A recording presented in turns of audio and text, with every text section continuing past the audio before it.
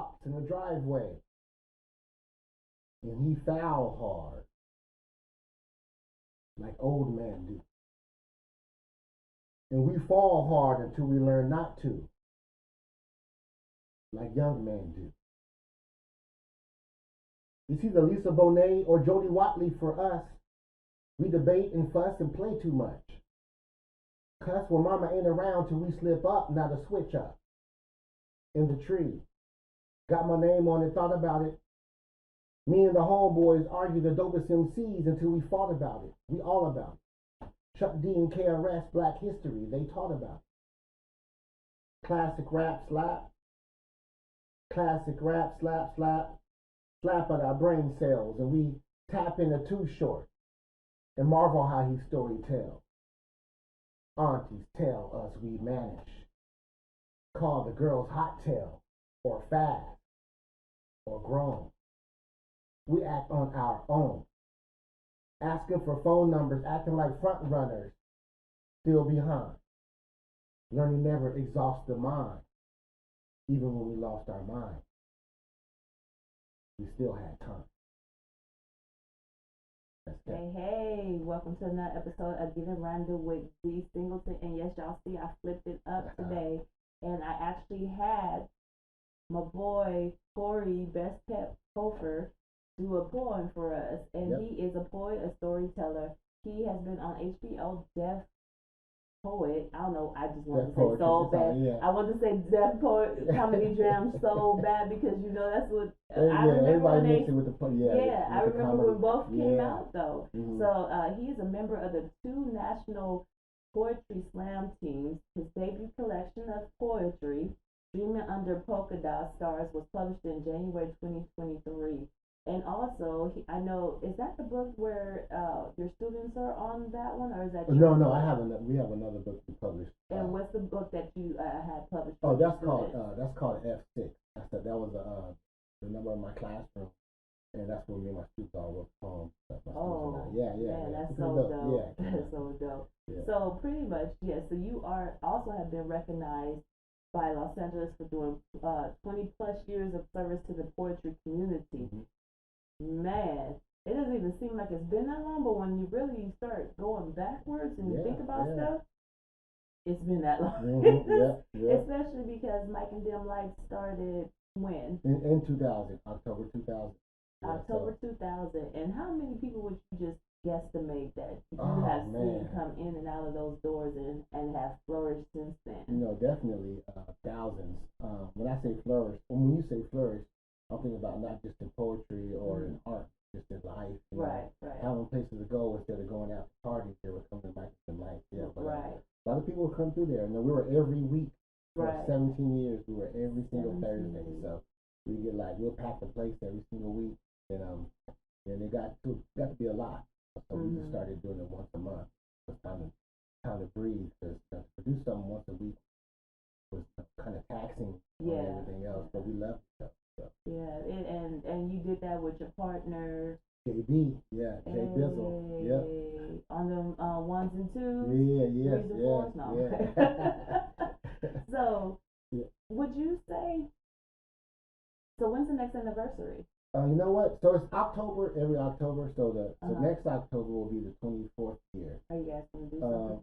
Probably. You know, we kind of want to start doing like little pop-up spots, like little spots we like to frequent, and then just throw a little Mike and Dim Lights there. So there's a little brewery not too far from my house. It's kind of small and quaint, and the beer's real good. You know, and I'm thinking about just having a Dim Lights there. Right. Just a random Dim Lights and just promote it. We got some people, we got a lot of people that ride or die with us, so they'll show up. So we'll probably start doing like little pop-up. That'd be dope. Yeah. Do you ever see yourself bringing it back full time? Nah, we're good. One of the reasons why I stopped, for one, to spend more time with my family, and also too, just to cultivate my own art. You know, I had people always coming through Mike and Dim Light, and we're hosting every day or every week. You know, they come in, they get their start, then they start, being able to, pour more to their art. And so, I wasn't really able to do that, so, I think one of the reasons why we stopped Mike and Dim Lights also, just so both JB and myself can kind of like, delve into our art a little bit. That's where the book came from. So okay, so I wrote, you had wrote time the book. to do Yeah, it. I had time to do it. Where did Mike and Dim Lights come from? Because like really, when I read the name, as many times as I've heard the name, I really didn't connect it. And I'm like, Mike and Dim the Lights. I was like, oh, why that connection didn't happen until today when I'm like sitting here typing. I'm like, oh, okay. Lights. Yeah, you know what? It was I have a poem, and it was a last line of my poem. I wrote back in the day. I'd rather be at a cafe or something with a Mike and Dim Lights, and the Mike and Dim Lights pretty much. When I said that, I had an open mic I used to frequent before we started Dim Lights called 33 and the Third, and it was in downtown LA, and it was just dark, and it just had poets, right? And just coming up and just reading, and it just had a cool little vibe. Yeah, so it was a microphone and it was dim light, right? And we would go there every single Monday, and yeah, that's why I came up with that. And it's so interesting because you bring up like going downtown LA and everything, because I felt like LA and maybe LA is still the same way, and I don't know anymore because I don't write like I used to. So, but I would go to like Inglewood, and they would have like an area where everybody would come together, and I would know nobody in there, and I would go read my poem, and then I would leave. Just leave, And so I'm like, are there still spots like there that? There are like that. So we call poets like you a drive-by poet. You just come in, do a little drive-by, and come in and get on out. Yeah. That's cool though, and that yeah. We like that. I would drive by a lot too. I'll sneak in, do my little poem, sneak out. Right, like, okay, I don't know nobody here, can't nobody judge me, and if you do judge me, I don't know you, so it's all good. Thanks. You know what? I tell people this all the time, like, and I had to kind of reset my the way I approach poetry because when I first started out, I was just going to like you were doing. I was going to open mics. We would go to spots all the time, and we would enjoy it. And I kind of stopped doing that, especially having a Mike and Dim Lights. It made me, I didn't get a chance to go to other places. I was already out one night a week, so going out 2 nights a week is a lot when you got, got the family at home and stuff. So, but there's a spot every single day in LA, in the LA and surrounding areas. You can go to open mic if you want to get on the microphone any day of the week. You can do that. Really? And I tell people that all the time. And I just went to a new spot last week in Pasadena. It was like on Colorado Boulevard, but it was like it was a bar, but it was underground. Oh yes, I know. It's off of Fair Oaks. Fair Oaks, yes. And the first time I went there, and it was like dope. I was like, okay, I like this. It was dark, and then they had drinks, and it was free, right. And we got a chance to get on and do our poems. So that's what I've been doing. I try to make it to an open mic at least once every other week. So. Okay. My next one is another one in Pasadena. It's called Backyard Poetry. Okay. So this girl just has poetry in her backyard, and you can see old bikes and stuff. Like when they post pictures on Instagram, you can see like old bikes and and all kind of car parks laying in the background. Right. And but you got a couple folding chairs, and you got people up there just doing poems. So that's I love that feeling because exactly. Ain't nobody tripping. That's what turned me off about karaoke because karaoke used to be all about people just having a good time and singing their favorite song and everybody joining in and singing. Now it's like we got American Idol every time you go to a one, and it's like okay, and and if you even try to get up there and can't sing, it's like it's like y'all just missed the whole point of karaoke is to be be organic and just to have a good time with people and what you love to do. Now you're telling me I can only sing in my house, in my shower, where I think I sound good, and that's it.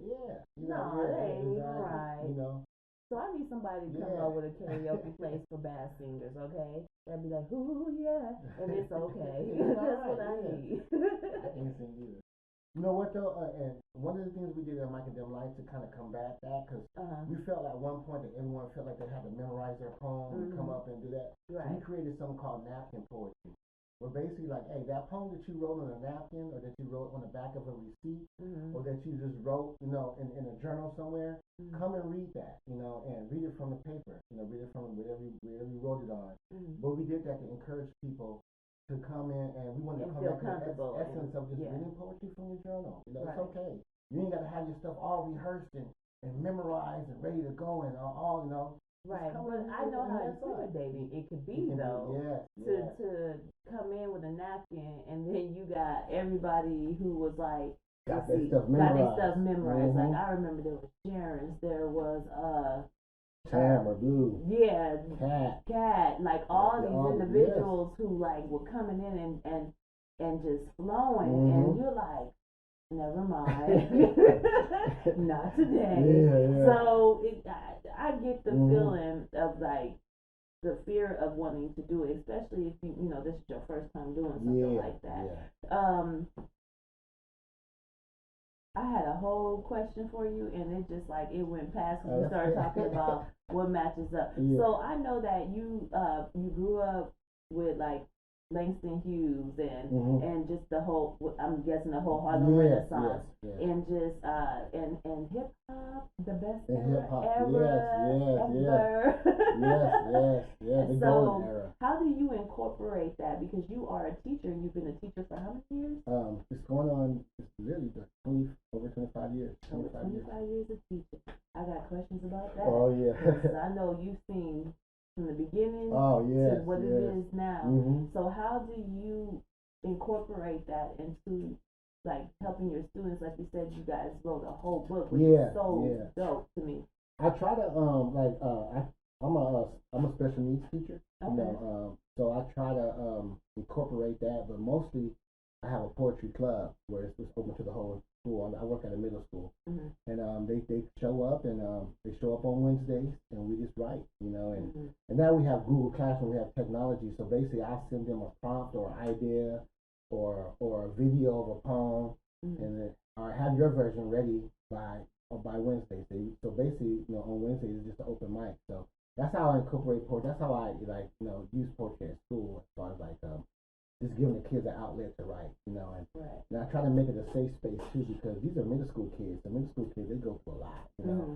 They have more issues than high school kids, you know. They're still kind of learning themselves. They're starting to look different. They start to get hair on their armpits, and they start, you know, stuff like that. So they're just like, you know, they're weird, you know. So to be able to provide a space where they can come and just write their thoughts down and share them, and not be judged.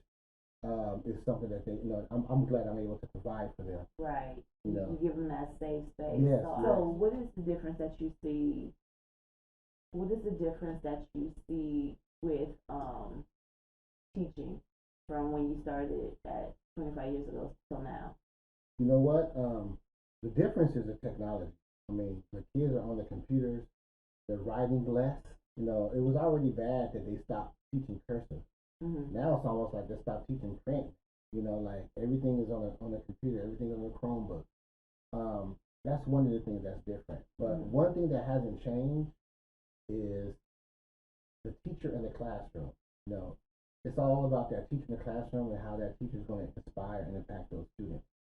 And I tell people that all the time, because you got parents looking for the best schools and the best places and paying the extra money or driving across, you know, Southern California just to get their kids in a private school. Right. But you know what? There are some great teachers. And one thing about being a special ed teacher is I support my students while they're in the general education class. So I get to go into these classrooms and see these teachers. And see these teachers, you know, do what they do. And I've been amazed. And not every teacher is, you know, a great teacher, you know. Right. Some are young, some are learning, you know. Some let their zodiac signs come out too much, you know. but for the most part, you know, it's all about that teacher in the classroom. That's one thing that hasn't changed. Like that's the person that's going to be spending, you know, the second most amount of time being your parent, with that kid. You know, 8 to 2, you know, 7 to 3 every single day. You know, so I just think that's important. You know, whether your kid's at a private school, magnet school, or public school. It's all about that teaching in the classroom, and it's okay to, you know. And I tell people this all the time. It's okay to to research the teachers and where they're coming from, ask questions. But I think sometimes it just seems like life is so ongoing and moving. Parents don't have the time to really question the way they should question. Some don't even think they, that maybe, how do I put this?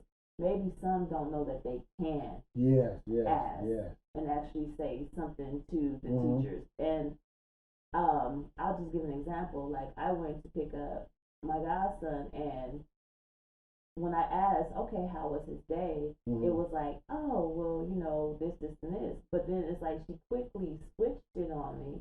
And it was like, well, who are you? And I was like, wait, I've met you at least 2-3 times. Now it's all of a sudden, who are you? Like, I'm asking you how my godson's doing, because I want to know, and I want to know that I care about his well-being and what he's doing in the classroom. So I think too, it's not just that parents don't know how to ask or don't think they should, but I also think that it's about the desire of the teacher, like you said, and where they're at, and then and you see a lot of burnout in the class. I do, but just to respond to what you said right now, one of the things I think is this is not enough Black adults showing interest in their kids or their nephew or their niece or their goddaughter, godson. I think that, and that teacher probably was surprised that you actually asked about that. I actually care. Because truthfully, there's always like maybe 2 or 3 parents in the classroom that are interested, that will ask you questions, that will question some of the stuff that you're doing in the classroom. Right. And those are kids you end up paying a little bit more attention to, because you're being checked. Right. And so I wish, I do encourage more parents to be, and I bet you if you go to that teacher next time, hopefully she won't give you that type of response, and she already know. And y'all got that over with now. Now that she knows that you're interested in your godson. I mean, I'm literally probably the only Black person that comes to her classroom to pick up a child. So I don't know how you forget I existed. Exactly.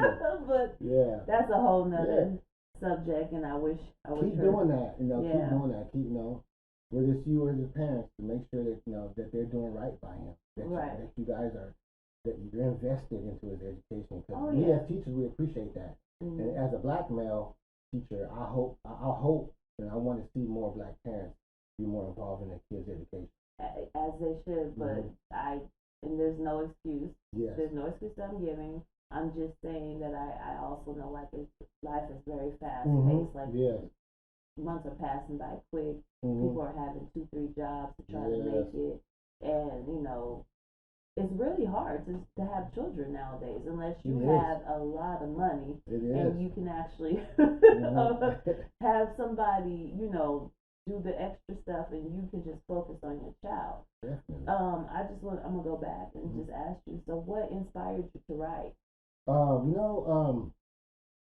One thing was, just the hip hop. The golden era of hip hop. We were talking about that earlier. Just the hip hop. I mean, just the words. And I've always been attracted to those lyricists, like the Rakims and the Nas's and the Big Daddy Kanes and the storytellers like Slick Rick and the Big Marquis. So I've always been inspired by them, and so I would always rap. So it wasn't until I got to high school, I took a class called creative writing, and I was like, damn, okay, I can write something creative without having to rhyme. Right. And so I kind of fell in love with that. Mr. Hamilton was just giving us all type of prompts and different things to write about, and it just really so with that and hip hop, I think those two things, that creative writing class I took in my junior, and hip hop, I think those two things are the most influential things that start writing.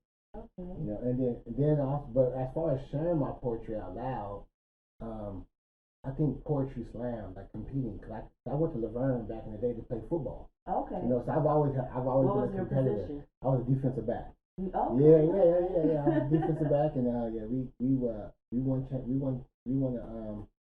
we won league both years I played. So, nice. Senior year, we won league. Okay. I don't know if you remember, we had Anthony Rice and the Twins and Carl Caston.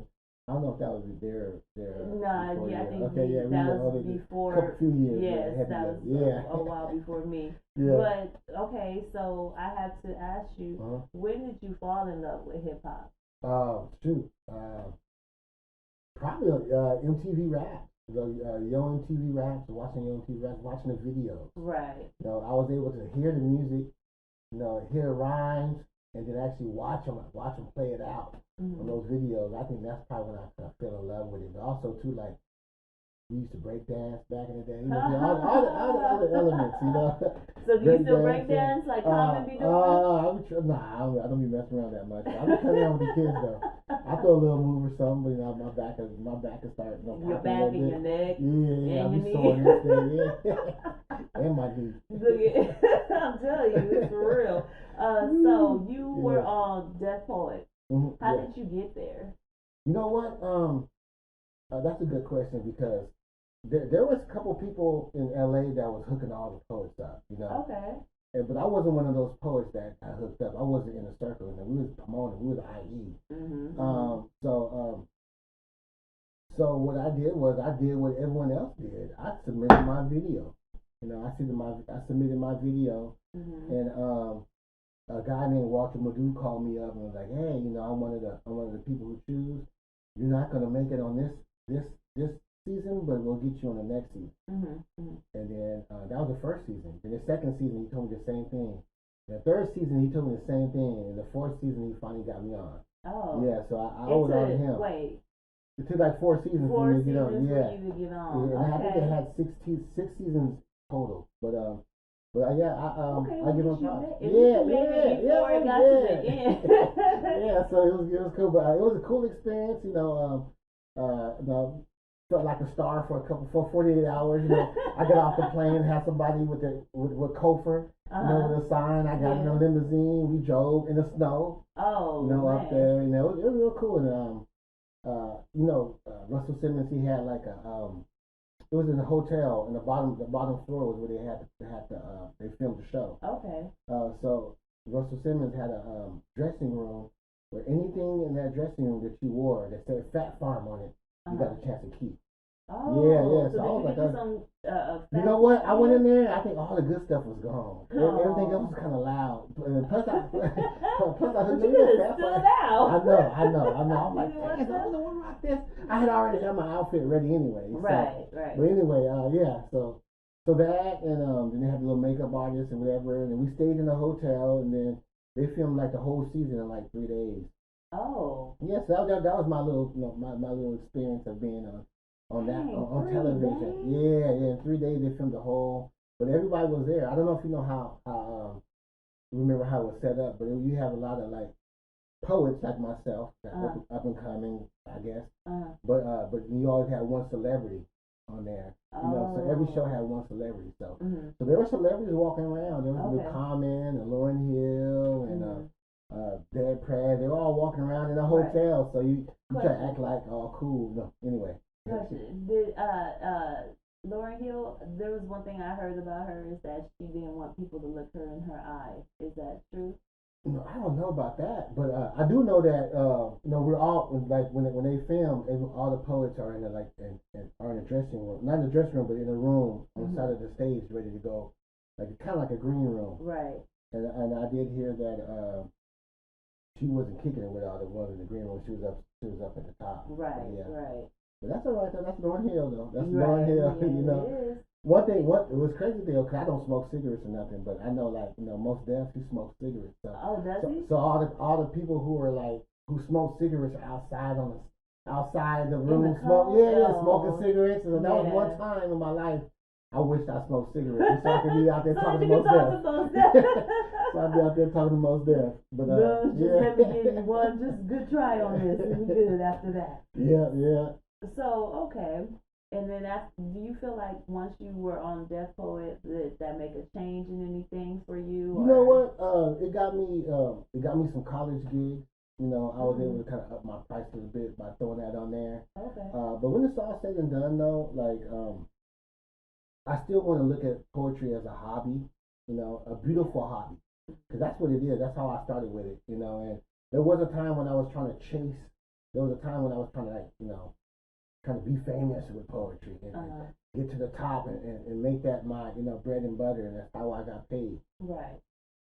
Which was okay, but at the same time I kind of lost sight of why I started writing, you know. So once I got over that little phase, Right. I just started writing and continue to write because I love to do it. Yeah, your creativity spark completely back up. Yeah, because it's definitely something about monetizing and trying to figure that out where you stop doing what is you feel is the creativity that brought you to where you're at. And because you're like, oh, well, I need it to be like this, so it gets to this point and that point, and it's not a good feeling to like have to deal with that. Yes, I mean it's very hard to make a living off of poetry. You know, even people who write best-selling books of poetry, they still have to have 2, 3, 4 jobs or means of income to make it. You know, so yeah, I wasn't giving up my my health insurance. Oh man, that health insurance is so important. Exactly. The minute you think you don't need it is when you need it right away. Exactly. Tell me, what was one of your best experiences with doing poetry? You know what? That's a good question. I have a lot of good experiences. Probably at my home venue, 33 and a third, I was doing a show and the lights went out. It was completely dark. And everybody, people had video cameras, and the video cameras had they had lights on them. So that was a light. And I feel like I was just in my zone. My brother, who's my biggest inspiration, was there. That's probably one of the reasons why it's probably my most memorable moment. But I was in the zone, and after that night, I felt like, hey, that was cool, Right. I feel real good. But that was probably like my best moment as a poet. But I've had a lot of moments where I just felt really good about what I did. I write a lot about special ed, so having people come up to me afterwards like, hey man, I was special ed, I was in those classes, and stuff like that. Being able to connect with those people, for those. That population, it's always meant a lot to me. And then just talking about, like in my book, shameless plug, Under Polka-Dot Stars, this is my book. But I talk about having a stepdad, and I talk about having a single mom. Right. Like, being part of a nuclear family, and then going to a single mom, and then now mom got a new boyfriend who's gonna be our stepdad. Yeah. So and then all those transitions, I write a lot about that, so I know a lot of us, especially us, especially black folk. We went through that. A lot of us have stepdads or stepmoms. Right. I write poems about going to visit my dad and meeting his girlfriend. And they be trying to oppress me. Right. They be trying to get in there. Because my dad was an OG. Wait, he was a Rolling Stone, is what you want to say? He was a Rolling Stone. But all those memories. I just try to write about and document my poetry, and then and just to answer your question, like when I get people to come up and say, "Hey, I can relate to that," right? I can relate to having a stepdad who I didn't like at first, but he kind of grew on me. Stuff like that, that makes me want to keep writing. Right, it's inspirational because you know that you're actually touching somebody's heart and making a difference, and just knowing. I always say I know people are like, oh, I'm not that person, but like people really can honor the fact that when you actually, somebody is going through the same thing you're going through, or they went through the same thing. That's why I think actually starts to connect bonds, actually, when you can relate to somebody. So I am actually going to flip it early because I feel like we've been talking. And talking. It's a good thing, though. It is a good thing. It is. I guess I'm right on time. So, wait, I do want to ask you one last thing. So you were able to get the Shirley Kaufman Memorial Teaching Grant. Yes. Twice, which is amazing because when I look at like the whole grant writing process, it is hard, and you're not just doing it by yourself. You got to think there are other individuals who actually do it too. So how would you tell somebody to go about doing that grant process and really the struggle behind it? You know what? It can be intimidating. Like it can be like I look at it as like a book report. But just answer it. I mean, a lot of times with the grants are just a series of questions you certain keywords, sometimes just to get their attention. But I feel like if the meaning behind it is good, a lot of times you'll get it. And I know a lot of people feel like they can't write for grants, or it's too much writing, or they got to get. Man, they got so many tools now that you can, AI, just get in there and write it, because there's so much money out there that people don't know about, that they got to tap into, And I look at stuff like that on Instagram, and so I guess my algorithm was always sending me stuff. But there's a lot of stuff out there, especially for people of color, just to get out there and do some stuff. But yeah, getting started, because a lot of us don't have that long income. We don't have that long money. Right. And we don't have that. We're not inherited our great grandma's houses and stuff like that. We selling them. So right. Yeah. I don't even want to talk about that. That's a whole nother story. Our families, our grandparents, our parents, they work towards like, hey, let me have this house for my family, because this is something that is like long term, and we can keep that going in the family. And it just goes a point where somebody just says, no, I'm going to sell it. I want the money. And it's not like they go and get something. Yeah, that might be gone. Yeah. However, okay, that's another story. I'm not going there, because I was going to say that I know that when you do sell a house, you actually still have to buy a certain property. You should. So my question is, what property do you buy? How do you keep it going? Maybe not in the way that your parents did it, but maybe in another way, so that it keeps going generation to generation. Yeah. However, again, this is not that episode, so I'm gonna let that go. Hey, but you speaking truth though. Let's go with the random time. Okay. So this is the part where we had that beautiful jar, aka urn. That's Uncle Buck. Right here? Okay. Right here. And okay. Uncle Buck just sits with us. Yeah. But yeah, so you shake it up, or I can shake it up, however you want to do it, and we go and we talk about it. Okay. So this is one thing? It's multiple things in there. I don't know what exactly you got, but we're going to talk about it. Random.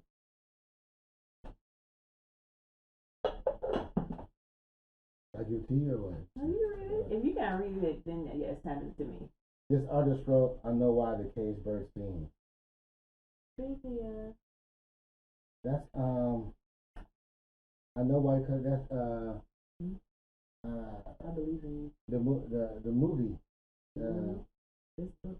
Yes, she had the book out too. I know why the cage bird sings. That's she was hold on. Maya Angelou. There we go. Because I was about to start giving you the. Oh, Maya Angelou. Yeah. Yes. I appreciate. One time my aunt took me when I was younger to actually see her speak in person, and her voice was so distinguished, and it was amazing just to hear her speak. Yeah. I know one time somebody said to me, "What do you remember her saying?" And I'm gonna be honest with you, I don't remember her saying nothing. I just remember her voice and her being up there. And all these people just being in awe about her. That's what I remember. Unfortunately, when you're about, I don't even know how old I was. I was young though, so like that's dope. That's dope. You saw in person. In person, yeah. I remember when Mandela was released from jail and being at the parade that they had for him off of Martin Luther King Boulevard.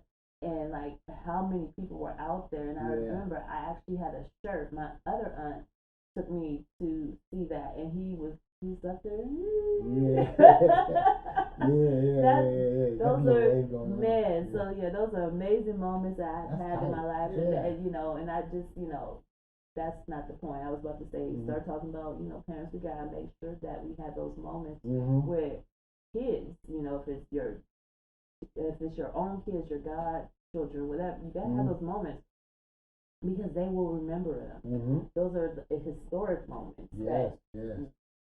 At some point, everybody's like, well, when did that happen? And you can still remember in your head, like, I was there for that. So that's pretty dope. That's a good memory. That's a good memory to have.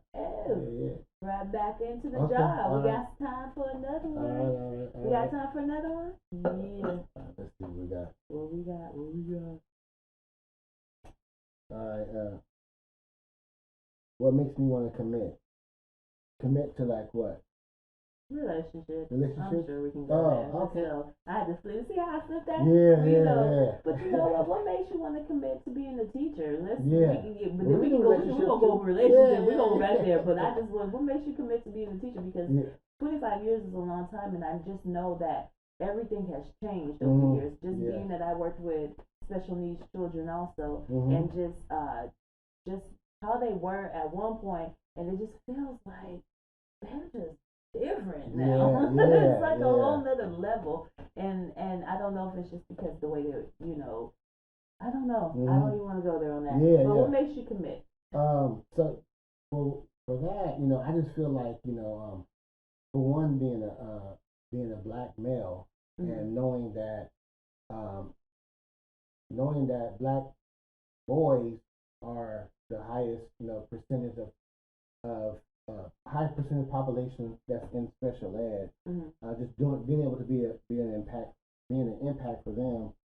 Also too, just I like it. I like educating. I like being around youth. I like helping them grow. I know what teachers meant to me. So my favorite teacher was Mr. Muhammad. He's an 8th grade teacher in leadership, and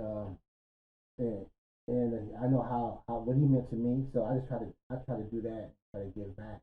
Kind of pay it forward. So I like that, and plus it's my craft now, and that's what I went to school for. And to be honest with you, I can't really, I can do other stuff, but I'm cool. I'm set. You know what I'm saying? I'm committed. I spent 20 years, and I'm like, I'm good. There's nothing that makes me commit anymore. I'm all like, oh no. I think I've done a good job with human services. Yeah. So I did half a good job, or sometimes I did a good job, and the other days it was like, But nobody's perfect. Exactly. Let's go ahead and go with the relationship. Yes. What makes me want to commit? You know what? For one, and it's crazy. I was just talking to Janice about this, because I've always had a girlfriend or a wife. So I'm on my second wife. I don't say that I would be proud about it, but I am on my second. But I've always been in a relationship, and I think the number one thing that connects me in relationships is just the laughter and then being funny. I feel like that's underrated. I feel like being able to laugh with your partner is underrated. People don't talk about it enough. People don't make that a requirement, but I think being able to kick it and chill and talk and laugh at the same stuff. Now, like, it may not even be like just a comedy thing. Just the fact that y'all find the same things funny. Right. I think that right there helps. That's why that's the number one thing. Of course, a woman has to be attractive. Right. But I just like having I like being in the family. I like the family part about it. I like the fact that we get to watch movies and kick it and fall asleep and wake back up, and blame the other person for falling asleep before you did. You know what I'm saying? The little cute stuff. Yeah, the little cute stuff. Yes. Can I ask you a question? This may be a little deep. Okay, that's cool.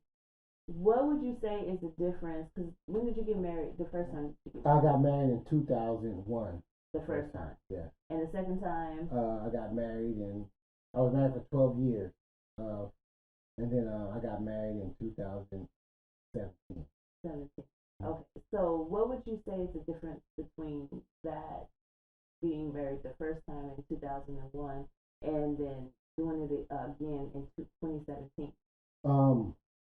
I think that I feel like I'm a better husband. I think when me and my first wife split up, there was a lot of finger pointing going on. But at the same time, you still got to look within yourself and be a better husband or be a better you. So I think going in this time, my wife Shirley, she's getting a better version of me. I did learn, and then subsequently, I am her second marriage. She's in her second marriage as well. So we both learned from our first marriages. Right. So we're able to connect, and be a better husband and be a better wife to each other. But it took us. I mean, you're not always gonna get it right the first time. Right. In our cases, we both didn't get it right the first time, but we did all the work. Yeah. And then even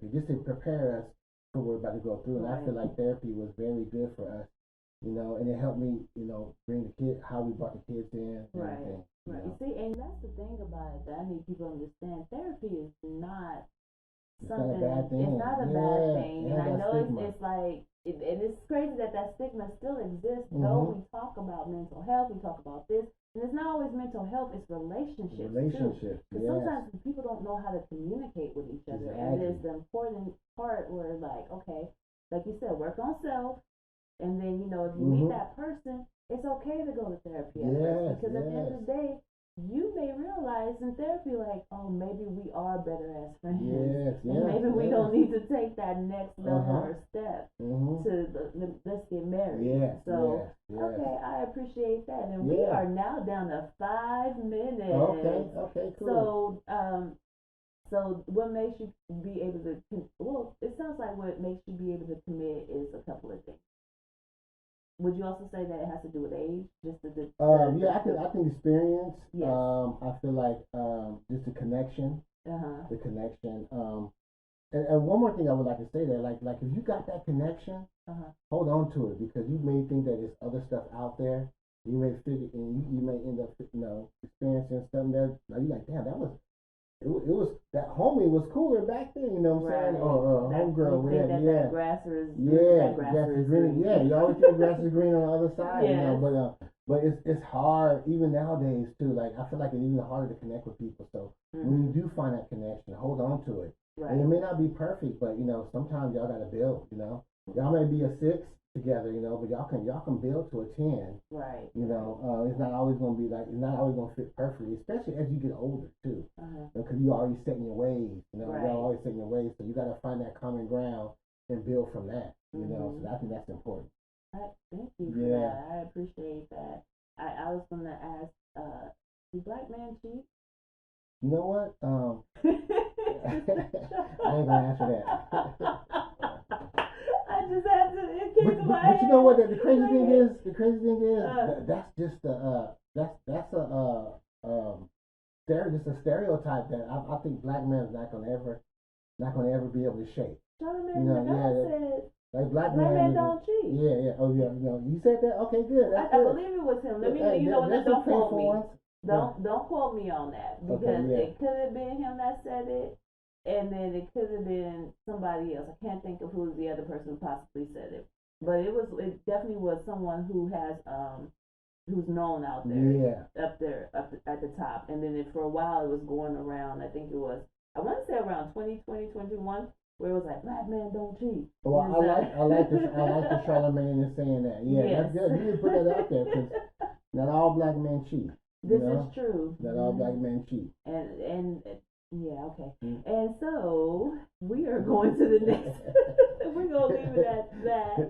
And I believe in black. Good. All the way. Thank you. Black men, black boys. Black boys. All. Mixed. Mixed. Black and whatever they may be. Yes. Other culture wise, I believe in all. Yes, all of you. We all ain't gangsters. We all ain't cheaters. Right. We all don't want to be athletes. Sometimes we just regular, hard-working people that love our family. Look it. Say it. All right. So, being that you have so much that you do, because you're a family man, you're a husband, you are a teacher, you're a creative individual, artiste. What is your self-care for you? My ultimate self-care, like my ultimate one, like if I can do this every day, I would do it, but I can't. But when I do it, I feel so good. That's fishing. Really? Yeah, so I love going fishing. You know how many people don't know that black man fish? Oh man, they ain't been to Texas then, or to anywhere in the South. Yeah, so yeah. Yeah. Oh well, you go there, but I think when you think of like this area, California, it's like. I love fishing. I love that, and sometimes I can go and get skunked, which means you don't catch no fish. And I still feel good about that. Being able to look out into the ocean or the lake and throw my reel out there and hopefully reel something in. That's my ultimate self-care. But I get massages. I I write. My self-care is writing too. So I think that's something that's continuous. And now I found the time to write consistently. I've been feeling good. Yeah. So I'm gonna ask you to do one more poem as we shut it down. Okay, word. All right, and thank you. This was a cool interview too. Thank you. You made me feel more comfortable than any other person that I've ever interviewed. So I'll give you props with that. You know what I'm saying? Thank you. But people don't know I am shy. Really? So, yeah, I am shy. But anyway, yeah. I would never know that. Yeah. So you made me feel comfortable. I appreciate that. Thanks. I love that. So this poem right here, I'm gonna say, I did a writing prompt back in the day. Your first ever memory, your furthest memory.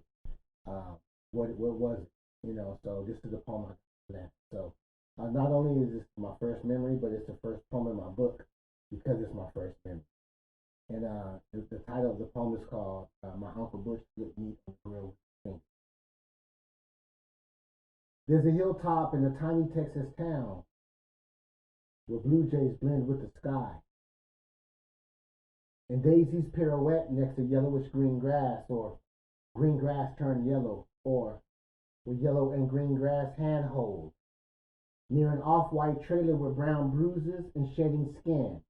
Nearby, locusts shed skin before becoming migratory, and we migrate to the hilltop where the jukebox is playing black noise. And noisy black boys with energy play games where we run, and we tussle, and we think. I think my uncle drank enough to tell a story on how he knocked somebody out with brass knuckles. My other uncle knocked out shots of whiskey and that clear stuff he says grow hair on your chest. Ice chest full of popping beer from the wet town, where the liquor sign has a flickering R. And the flickering strobe of the jukebox as it eats one quarter at a time. It played music my auntie snapped their fingers to. They talk about how their nephews look just like their daddy. And they whisper how their nephews don't look nothing like his daddy. There's nothing like daddies and mamas and aunties and uncles and cousins, and daddies and mamas and aunties and uncles and cousins. And there's nothing like daddies and mamas and aunties and uncles and cousins gathering on top of a hilltop on a Friday night in a bruised up trailer. I watch them play spades and dominoes at a folding table, small enough to see auntie's big five. She slap it down and yell, "Fit in," like my uncles do. At my age, she kept score. And at my age, I dream. And I eat orange chips. And I watch Uncle Butch flip meat on the grill with her fingers under a basketball moon and polka-dot stars. Thank you. Hey. That's beautiful. First memory. Okay, so where can they find your work at? So you can find it on worldstagepress.com or .org, or you can find it on Amazon. Okay. So either way. So yeah, I'd love to have your support. And you said you're phasing out Facebook, and they can find you on. Yeah, you can phase out Facebook. So you can find me on Instagram, BSSKEPP _. And also too, I got a little website going on now. I don't even know if people make websites no more, but I got one now. Yes, CoryCofer.com. My name CoryCofer.com.